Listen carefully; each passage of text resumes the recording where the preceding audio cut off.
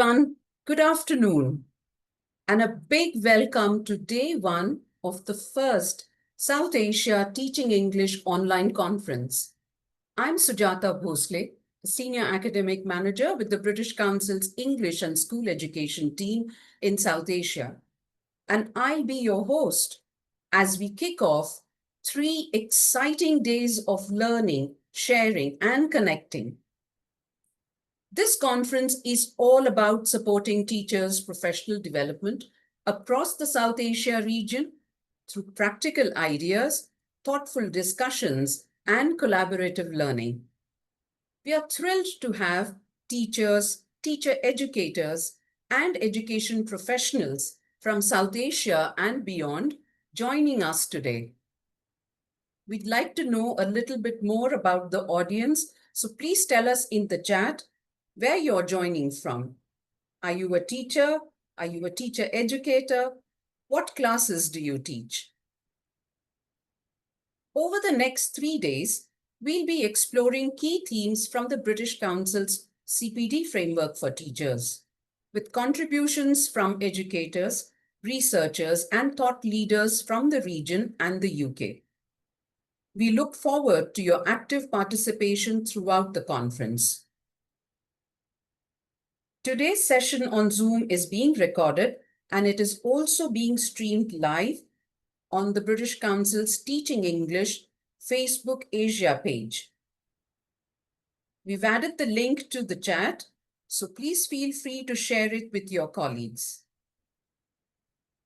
And now, to officially open the conference, I'd like to welcome the Director for English and School Education South Asia, Sarah Rogerson. Welcome, Sarah. Thank you, Sujata.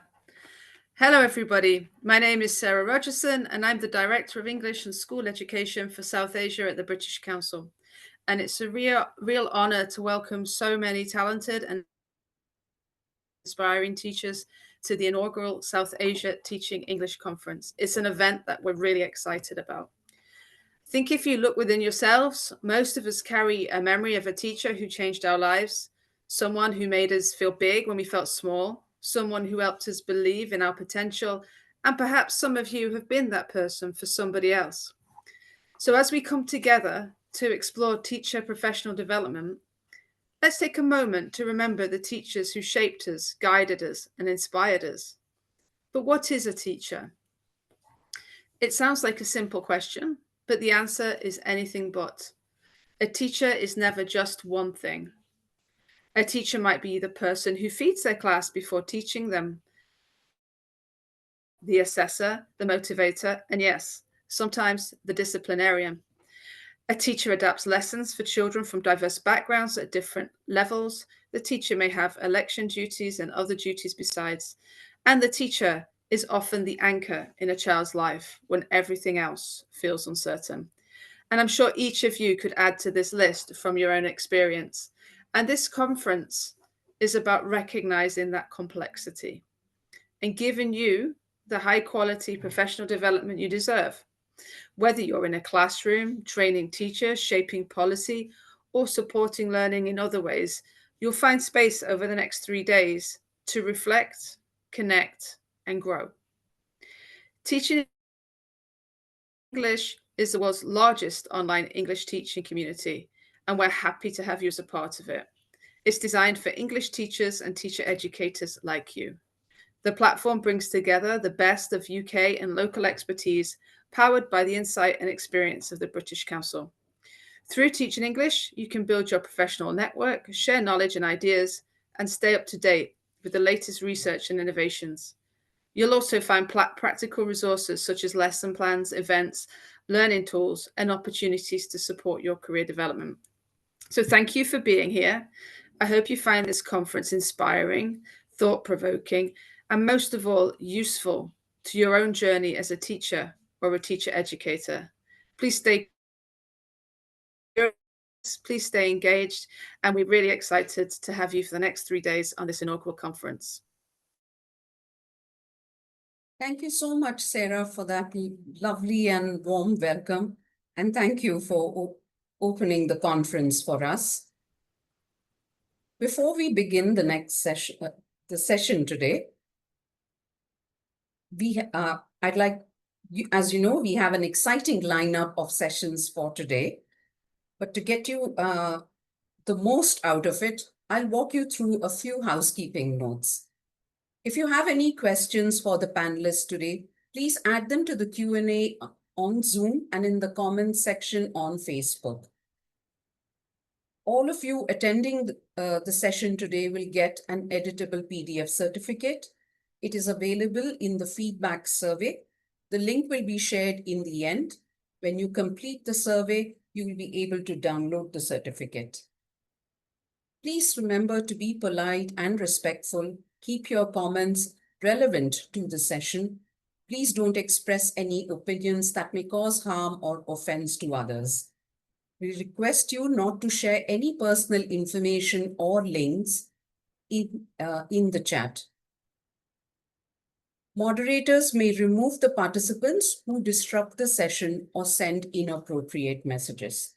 And you can write to safeguarding@britishcouncil.org if you want to report any concern during the webinar.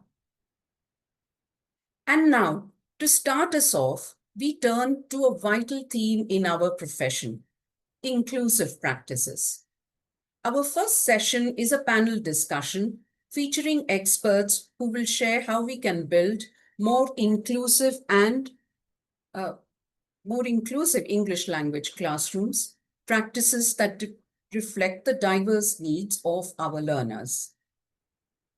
To lead us through this important discussion, I'd like to introduce our moderator for the session, Imran Saifur.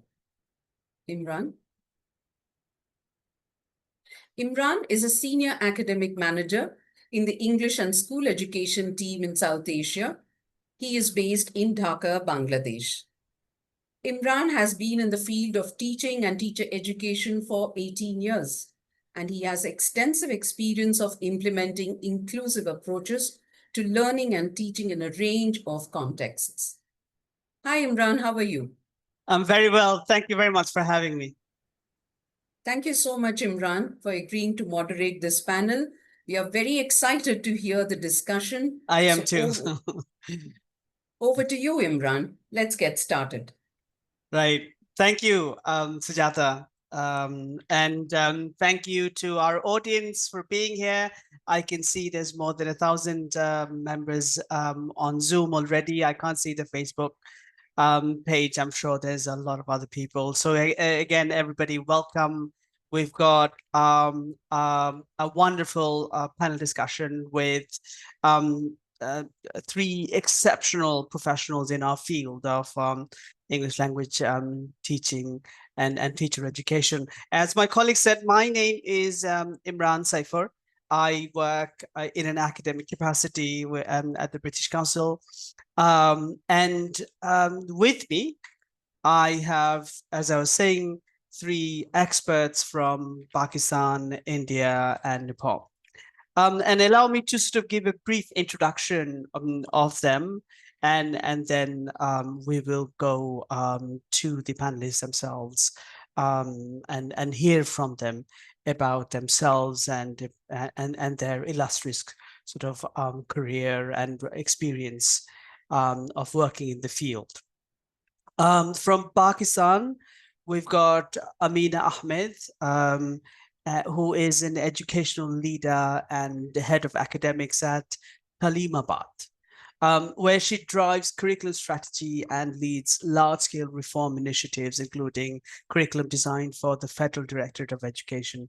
Amina brings deep expertise in inquiry-based and student-centered learning. She is a passionate advocate for inclusive education and has extensive experience in designing personalized provisions for diverse learners and supporting equitable classroom practices.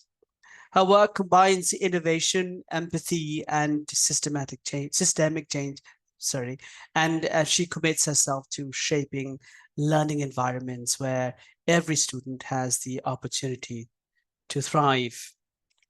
From India, we have Suyog Ashraf Dixit. Suyog is a teacher educator and English language resource person at the Azim Premji Foundation in India. With experience across Maharashtra and Rajasthan, he has supported teacher development through training, module design, and digital resource creation.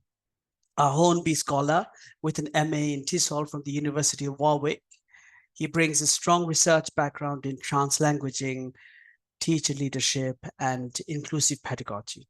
Suyog also contributes to the INET Association of India as a social media lead.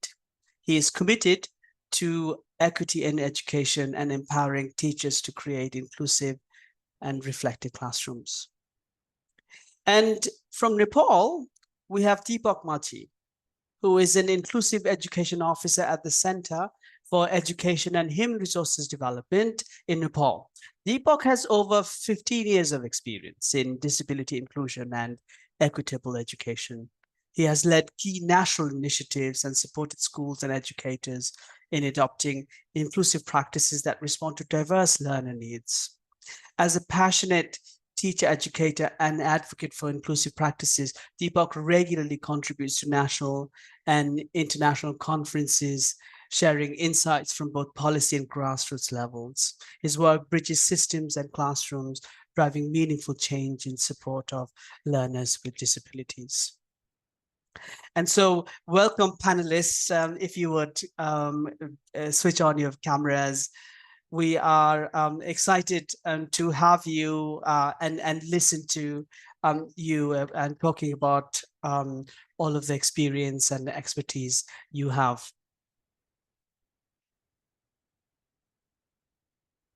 Hello, Suyog, Amina, Deepak, would you like to say hello very quickly? Hello, Imran. Thank you very much for this introduction and look forward to this panel discussion. Absolutely. Hello, everyone. It's great being here and we have fantastic attendance. Looking forward to our discussion today. Deepak, would you also like to say hello to everybody?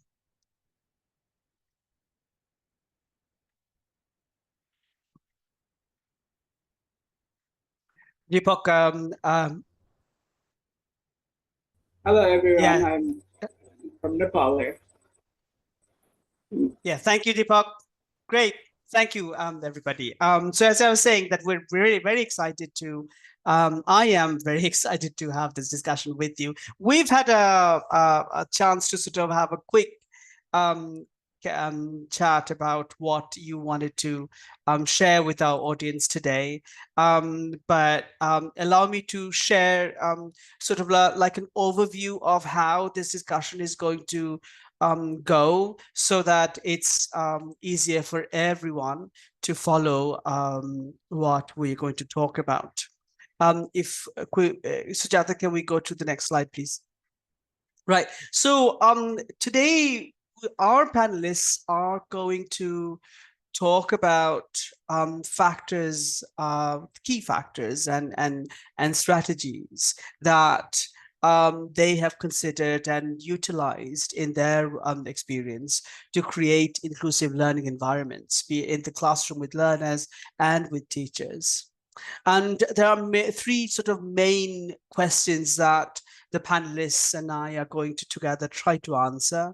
The panelists are going to talk about their experiences. One of them, to begin with, is they'll talk about the main factors that they consider when ensuring inclusive classroom and teacher training environments. They're also going to share with you a range of strategies, techniques, and tools that they have implemented in their work, in their context, and that have been successful. And lastly, they're also going to talk about the challenges that they faced while they try to implement these strategies and techniques and tools, and how they have overcome these challenges. Right. So I'm going to go to Suyog first. Right. Suyog is, if we could go to the next slide, Sujata. Right, thank you. And Suyog, sort of the slide is here for the audience to sort of summarize, outline basically what you're going to talk about. So as I was saying, my question first question is about the key factors to consider. Please, could you tell us in your work, what are the key factors that you considered when creating inclusive classrooms? Thank you very much, Imran, and hello, everyone. So when it comes about inclusion, the first thing that comes into my mind, that is socio-economic inclusion. Because when I used to work as a teacher, I have worked in rural and tribal backgrounds. And I always used to find that the material, such as textbooks, workbooks, worksheets, video, or whatnot, that is developed for either high achieving levels or it's often aspirational, leaving the rural and tribal kids a bit behind. Secondly, whenever there are references that represents high resource classroom, including projectors, televisions, speakers, internet, or even mobile phones and WhatsApp. Now, generally, where I work in my context, low resource classroom is the norm, whereas high resource classroom can be said as a deviation. And when we are referring to such kind of high resource type of material, mostly what happens if the activity includes that type of material, the teachers tend to skip that activity, or even if they don't skip it and there are references to that, the students keep wondering what are these things and how they are not related to us. All right. Secondly, it is quite ostracizing for the rural and tribal students as well whenever it comes to content. The content generally goes with the urban type of students, and it is about two ways. All right, the first one is the content. The rural and tribal students might feel the content is quite irrelevant to what they are experiencing outside the classroom. That's one thing. Second thing, whatever language is used to deliver that content, that language is again alien for them. So that feels them that they are not at all present, or the textbook is not at all related to what they are living and what they are experiencing. All right. Now, if there is no representation of students' context in the textbook or in material, whatever material that is, the students start feeling that the things that are alien and they have nothing to do with what they are living, which gives a negative impact on their own self-efficacy, or say how they feel themselves and their own language. They feel that their own language, their own background, that does not carry any value. That's why that is not connected and that is not mentioned in the textbook or other material. Secondly, whenever we think of such type of material, the cultural capital of that students, that is like very frequently referred. Now, when I say cultural capital, I mean that whenever a kid comes to the school, he knows various type of folklores, different types of local stories, even knowledge of local biodiversity, and which is not at all in the textbooks or any type of material. So what happens, whatever we are dealing and whatever we are delivering, that does not connect with what the student is living. All right. And when this happens, the student feel that classroom is something different from his life. And when it happens, it ultimately results in absenteeism or say dropouts. So the first point I want to make, that is about the socio-economic inclusion, which you already have mentioned in the PowerPoint, that this inclusion, and when I speak of socio-economic inclusion, it's not only about like giving them chance to speak or giving them opportunities and including them into classroom proceedings, but it is beyond that. Whenever we think of material, whenever we think of representation, that should also have this representation from different strata of society, and no one should feel that it has nothing to do with their lives. So that is the first point I want to make. And the second point I want to make, that is about gender inclusion. Now, I have been in such areas where the highest class any girl child learns, that is the highest class present in the village. All right. So despite of her academic achievements or what she has achieved or how talented she is not given the opportunity to go outside her village to pursue her education. So for example, if I work in a village where the highest class is class 5, which is the case in most of the villages, the girl child does not go beyond class 5. At times it is class 8, but she does not go beyond class 8 then. So many a times the education of girl child is hampered because of lack of access to education to that girl child. Secondly, there's also the issue of discrimination. And by discrimination, I mean like if there are parents who have one girl child and one boy child, male child, generally all the facilities, say for example, textbooks, notebooks, new type of set of pen, pencils, that are often preferred to be given to the male child, and that is ignored to the girl child. In some cases where I used to work, these people used to think that English medium of instruction type of school, those are quite prestigious in our area. So what they'll do, they'll send their male child to the English medium of instruction schools, and the female child is sent to the government schools and local schools. So again, that creates an issue. So when I think of inclusion, to just sum up what I have discussed so far, when I think of inclusion, it is about that the education reaches each and every child, the last child is addressed, and ensuring that the last child learns. Whenever we are designing any material, we are taking care that the material also adopts to these different types of levels and different types of socio-economic strata. And if the material is not there like that, at least it is adapted in such a way that it addresses the various socioeconomic strata as well as gender issues. And there is representation and quality education and access to everyone. And that comes at the top priority for me when I speak of inclusion.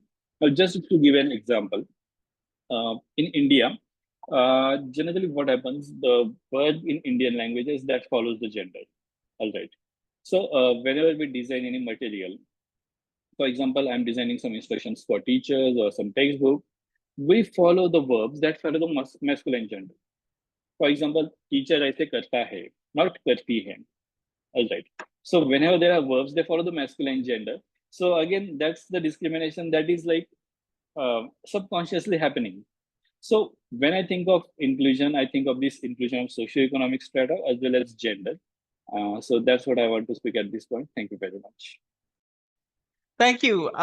That's you've highlighted some really important factors.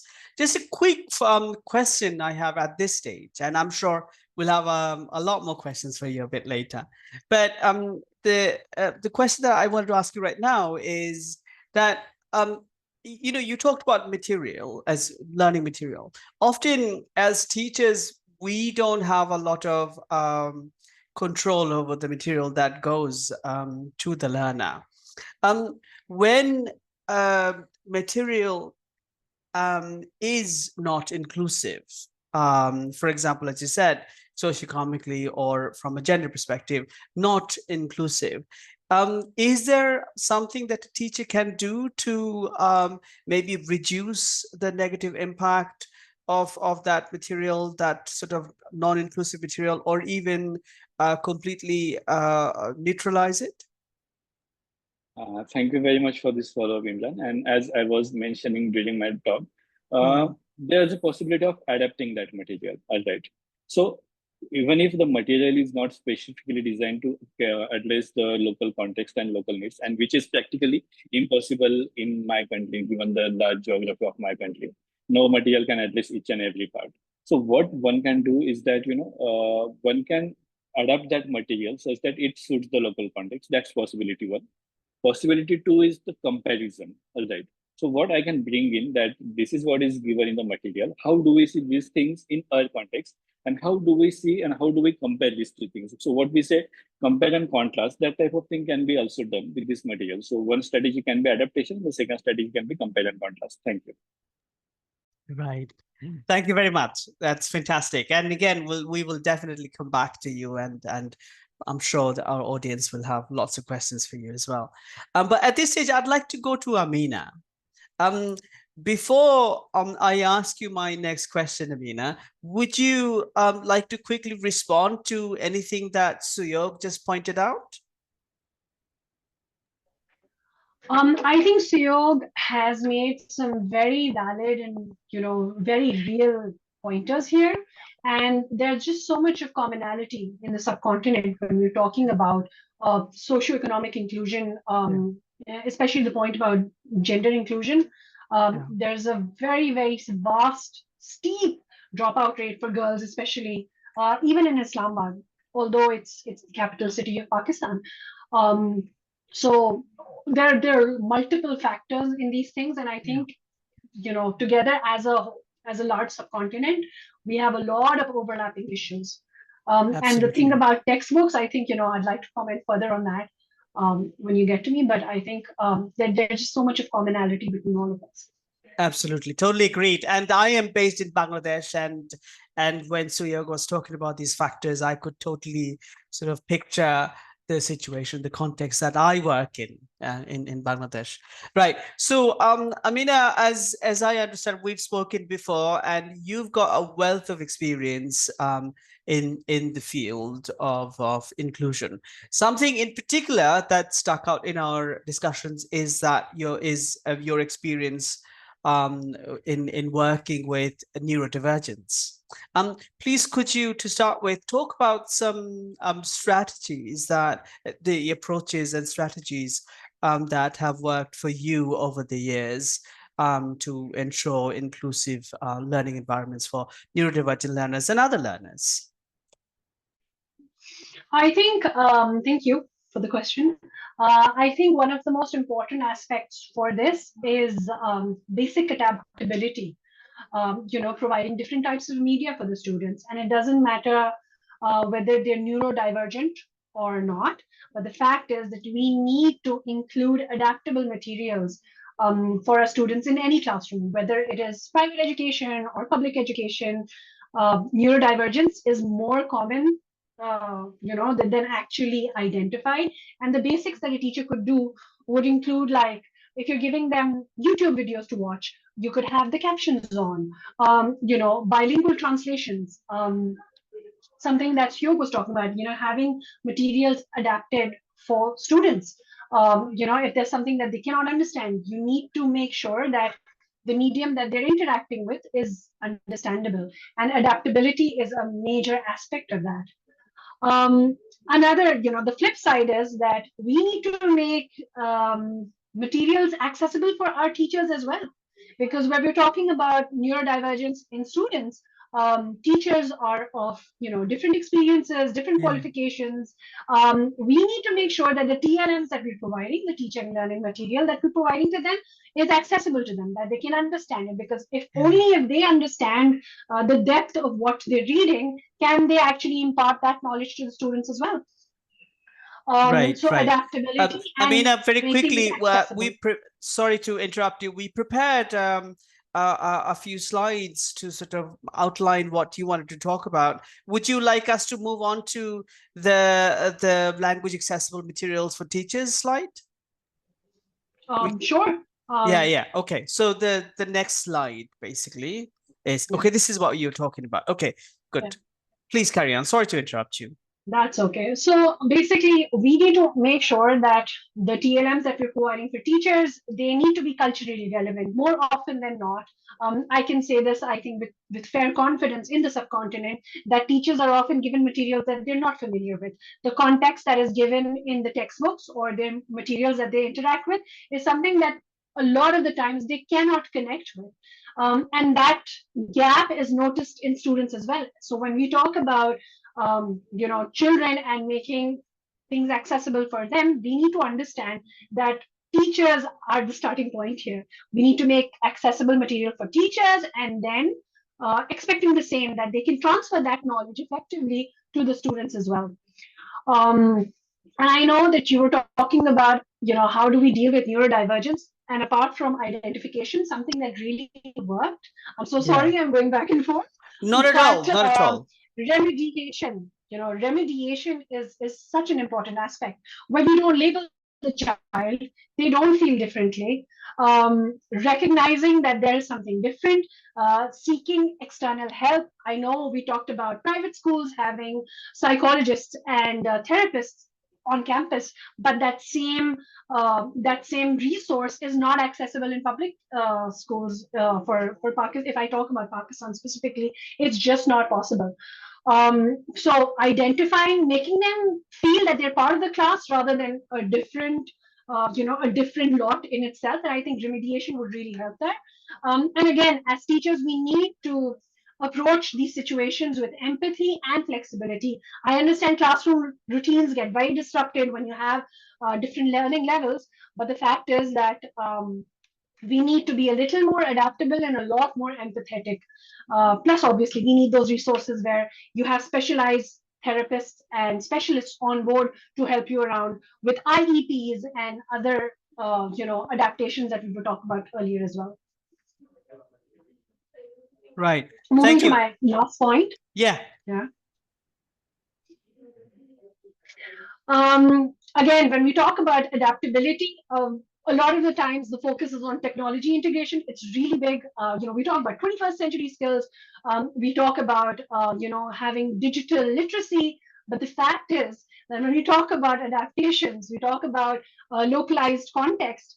You need to move beyond technology as well. I mean, it's great. It's a huge aspect in 21st century, but more often than not, there are small, tiny tweaks that you can do in your lesson plan that will help, make it more equitable, so that children don't feel disadvantaged.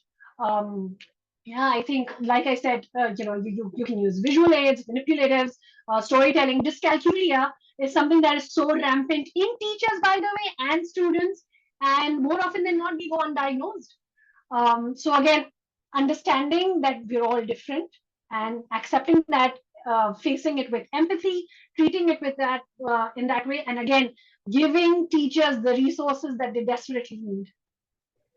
Absolutely. Thank you for highlighting that. And as you said, in today's world, we are sort of the discussions are dominated by new technology, and there seems to be like a new piece of technology every day. And but then the value of some very basic resources remains, and perhaps that's something that we need to make sure that we use appropriately and effectively and fully before thinking about more ambitious use of technology. Can I ask you though very quickly for myself, and I think for our audience as well, for a little bit of a clarification on something that you talked about when you were discussing neurodiversity. You were talking about remediation. Could you please sort of explain that a little bit more so that we all understand that concept more? And also, you talked a lot about having resources like counselors and classroom assistants and that kind of thing in public schools, whereas private schools. I'm sorry. Well, do you remember? An example from your experience where you tried out something that we could also try out in a low resource classroom, like a public school classroom where we don't have those privileges? Absolutely. I think, let's start with remediation first. Like I said, we don't want children to feel differently, even though they're on different levels. Every child is unique, every person is unique. So remediation basically helps you once you've identified that there is a learning gap with certain students. So instead of treating them differently within the classroom, you help, them reach, close those learning gaps through remediation. So you have these extra classes where it's not just them from one particular class, but throughout the school, because more often than not in primary classes, especially, it's very common that you don't hold the child back. So they keep moving forward and gaps, just keep increasing. So remediation here would really help build basic FLN skills, so foundational literacy numeracy. More often than not, when you talk about dyslexia, and dyscalculia, it's the basic skills that they're unable to grasp. And if we can just, help remediate that and, help close those gaps where you're given a little bit more extra support just by giving them a lot of practice, doesn't necessarily have the situation if they don't know the underlying skill and the basic concept to it. So remediation in my head, from what I've experienced, is that, for children with dyslexia, who are unable to read, I helped build up, programs where just basic phonics, phonemic awareness, even though they were in grade 3, grade 5, grade 6, we did that. And they all had similar kids bunched together on certain levels. So they didn't even feel quite out of place. We try to keep it as normalized as possible. So the issues of bullying or, made to feel differently within the classroom was reduced, because a lot of children had certain gaps. And we just said that, okay, these are remediation classes where we help, really practice on certain skills. So that's a little bit about remediation. The next thing was that something that really worked for me So I was lucky enough to have an SEL therapist with us in school. I was part of an IB school, and helping create those IEPs, those individual education plans for certain students, whether they were on the spectrum, or they were autistic, or they had some sort of learning disability, helping create those, implementing those, onboarding parents. I think one of the most difficult thing that I think we've not talked about is that parents as stakeholders, a lot of the times, you're lucky if the parents agree. More often than not, parents don't agree that there's something different or there's something lagging behind in the child. So getting the parents on board, getting the teachers, the students working together as a community, I think it just boils down to that working together, giving very specific plans in the IEP so that parents, students, teachers understand where are we starting and where are we going forward. You usually treat students with a lot of, they're kids. They're kids, they don't understand. But what happens is when you give them that agency, whether it's the teacher or the student, when you give that agency to the student, where maybe they might be young, so you dumb it down, but getting them on board, I think that makes a world of a difference. And open dialogue, open communication, it's really, really helped. Right, fantastic. Thank you very much. And then I think the operating word over there was working together. And, that's not restricted to a high resource environment. It's an approach that we all can take. It's just we need to change our attitude. Fantastic. Thank you very much, Amina. And I will again come back to you. I still have a few more questions that I want to ask you. And again, I'm sure our audience will too. But before I do that, I want to go to Deepak, our other panelist from Nepal.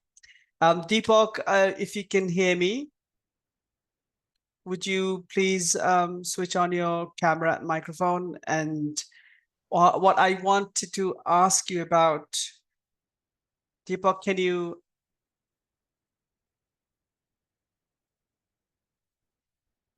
Deepak, please, could you switch on your camera and your microphone?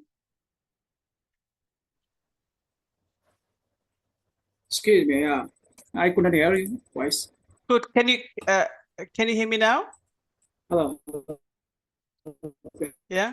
Hello, everyone. Hello. Yes, Deepak, can you hear me now?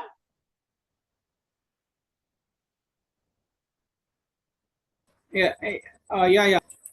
Could you Yeah? repeat now? Of course, of course. Yes, I wanted to hear from you about your experience, your rather extensive experience you have had in Nepal in creating inclusive learning environments for learners with disabilities. So please, could you tell us about this approach that you generally use? Sujata, we would need to go to the next slide. So this approach that you apply when you create these inclusive learning environments. Please, could you tell us what the approach is and how it works and how it could be implemented in different learning environments?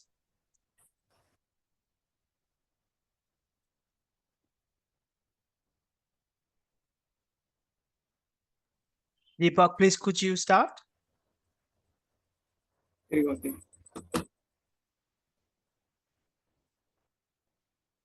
Yeah. Okay. Thank you for questioning. First of all, we should realize and we should believe there are diversity in our classroom. Classroom filled with children diversity, background, socio-economic, and their interest, and human diversity like a disability or gender, very difference. To accept this diversity is inclusive. For the processing, the learning start from here. This is inclusive learning platform. That's why to obtain this situation, we need we need different approaches. Among them, I would explain about the UDL approach. Yeah, that is the universal design for learning. Universal design for learning stance is we should hear everyone interest and everyone background. That is mainly there are three principles followed. First principle is multiple means of representation. That means we should prepare text, image, video, infographic, etc. In the same way, the second is multiple expression and multiple action and expression. We should give the expression flexibility in expression. Likewise, deaf children with deaf express their sign language, and blind children with blind or visual impaired person expressed by their audio. We should give the many different form to express to action their understanding. The third one is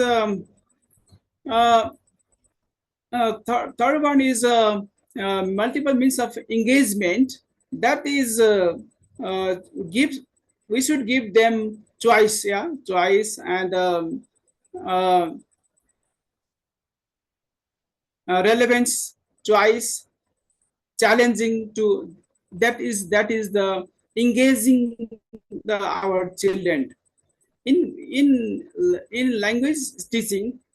These three principles have to apply in our classroom, because our children, our child is different social background and different type of learning attitude. There are three learning attitude, mostly visual, auditory, and kinesthetic. So we should prepare this this principle here. And other also there is a support gradually, and the support system also needed, because our children can differently time and action, to give them flexibility in the every sector. Another is cultural responsibility. Yeah? Different children have a different culture. As earlier Suyog mentioned about the socio-economic background. In Nepal, we have also our classroom full with the different background. You know, Nepal has a different language, more than 124 languages is existing here. And in the same way, similarly, we have a different cultural society, likewise ethnic group, and in the Brahmin and other society also. That's why we incorporate to a linguistic group, a different linguistic group, and cultural and their cultural, yeah, in this way. In this, next slide, please. Yeah, next slide. Yeah, multiple. Yeah, next slide, please. Multi model, just multimodal input. It means of input method. One is text. It is not for all. Another is image, and another is audio. While recording our recording, and then give them the storytelling method or tailor method. It is, yeah. Another is pictorial method, yeah. we should give the picture and the visual cubes also. In this way, we have applied multiple model. Yeah. Another is we are while we are teaching language, there it demands the group. Yeah. First of all, we should break it, make it a small group, like a peer smaller group, and the whole class approach, needed. Another very important sector is assistive device. Yeah, assistive technology. Assistive technology can give the different facilities, just like captioning, yeah, video captioning, and give them bilingual translating etc. That's why and that's why another is uh, creating the video, short video, and the short audio etc. It helps to understand, just like who are the visually impaired person, they used screen reader software. It means whatever is seen in screen, they can read by listening the screen reader software. These are the very essential for our creating inclusive learning environment. Right. In this way, yeah. Thank you. Yeah. Thank you. Would you like to? I'm sorry to cut in. Was there something more you wanted to say? Yeah. Just I want to add one case story from Nepal. Yeah, that is, we have a diverse society, and we have a one teacher can modify their classroom by applying this principle in. Thank you. Right. Thank you, Deepak. Can I ask a very quick follow-up there? Fantastic ideas, as you talked about, and for some of us, UDL could be new, and so now we know about this new approach, which sort of makes a lot of sense. However, I can't help but notice that some of the techniques are sort of quite resource heavy. Could you please very quickly highlight one or two of these techniques or tools that can be utilized in a low resource environment?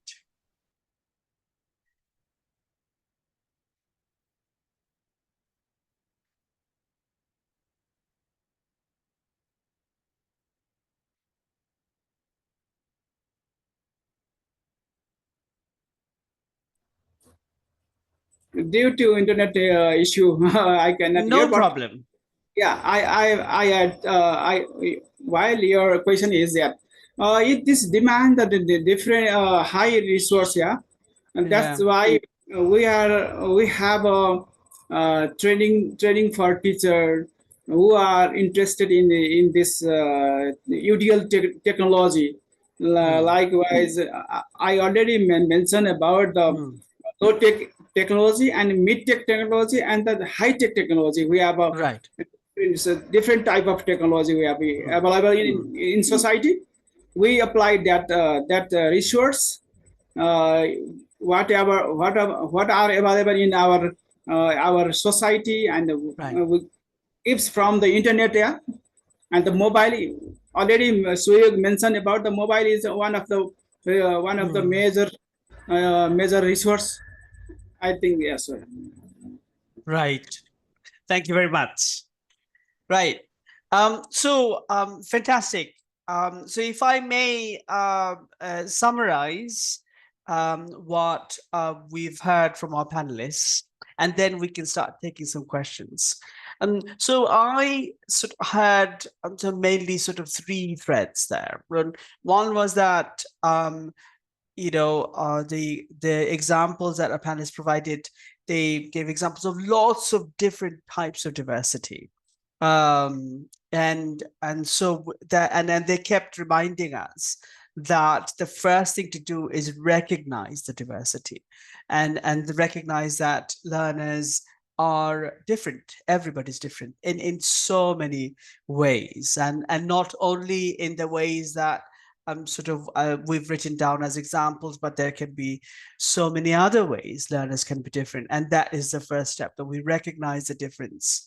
And that's when we're ready to accommodate.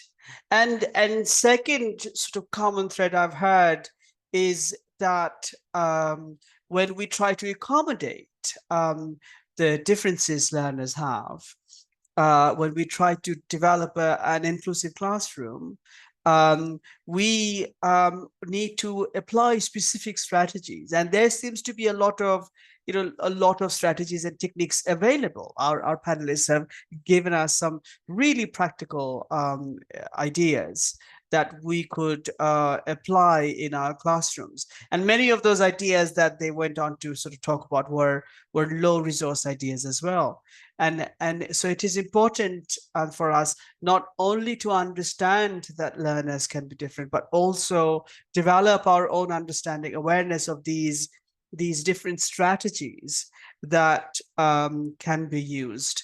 In relation to this particular point, toward the end, my colleague or I would like to highlight some resources we have on the Teaching English website. One of them actually sort of tries to address this. It is a resource book that shows some strategies, some very practical strategies that can be used to create an inclusive learning environment. But we'll go to that after we've taken questions from the audience. And lastly, to summarize, the last point that I've sort of heard sort of common, all of our panelists try to talk about, is that it's when a classroom is more inclusive, then everybody is more successful. And the approach has to be whole classroom. It can't be sort of identifying and isolating one individual or several individuals. It's because it's in the interest of the whole classroom, because the whole classroom becomes more successful. We become more successful as teachers.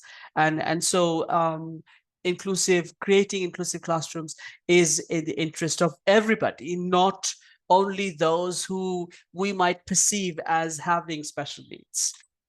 So, and that sort of, I tried to summarize the discussion.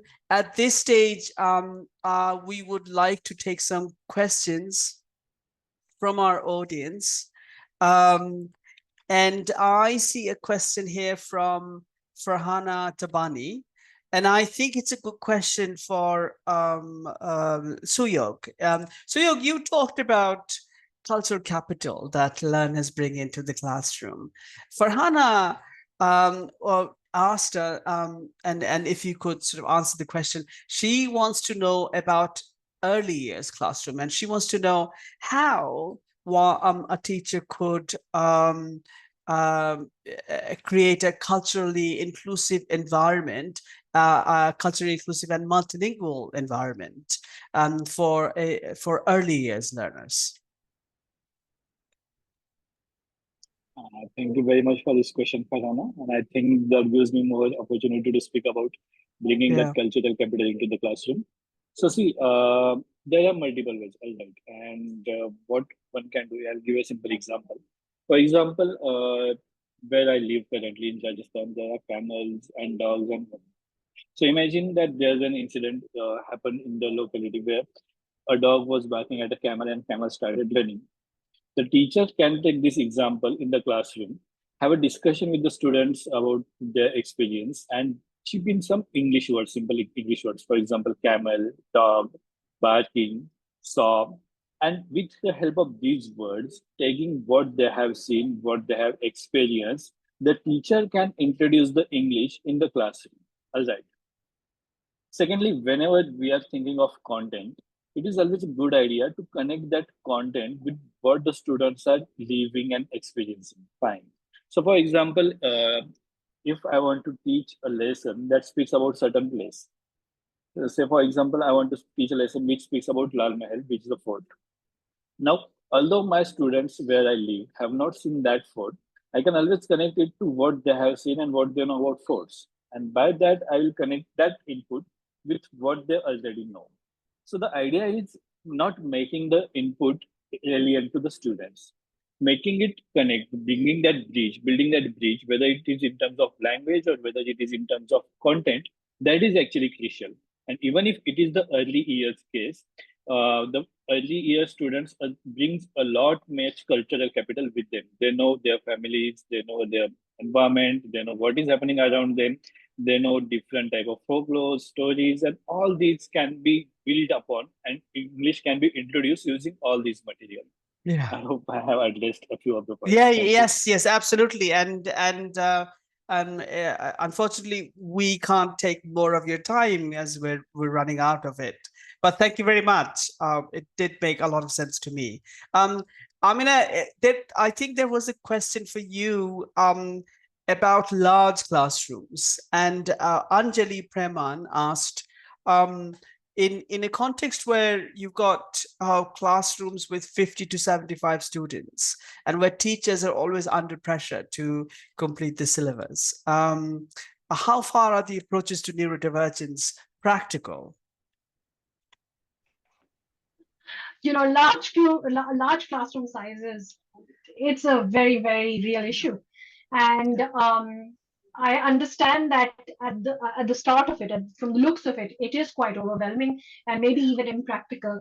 But we need to start somewhere, because we really do need to rethink our ways of teaching our students, because times are changing, yet we tend to hold on to the traditional didactic methods where science has moved on. There's so much of research on hands-on learning, experiential learning, project-based learning, inquiry-based learning. So it all basically starts with the teacher trying to accommodate different students, and it doesn't have to be very fancy where you need projectors and you need you need high-tech technology in order to accommodate students. It could be as simple as reading in English and maybe translating it into a local language so that it's more accessible for the students. Where you're talking about having very fancy flashcards, you could just make it on chart paper or on regular paper.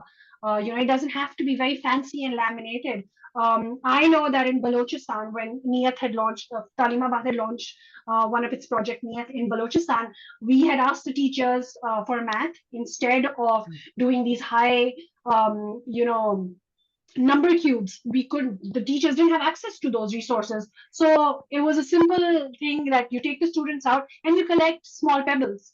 Pebbles were easily available. It was very dry, this thing, and you could teach them counting. So it doesn't, when we think of accommodations, we think of really, really unrealistic, high funda approaches where it could be just simple, small changes that just, accommodates children. It could be very, very simple.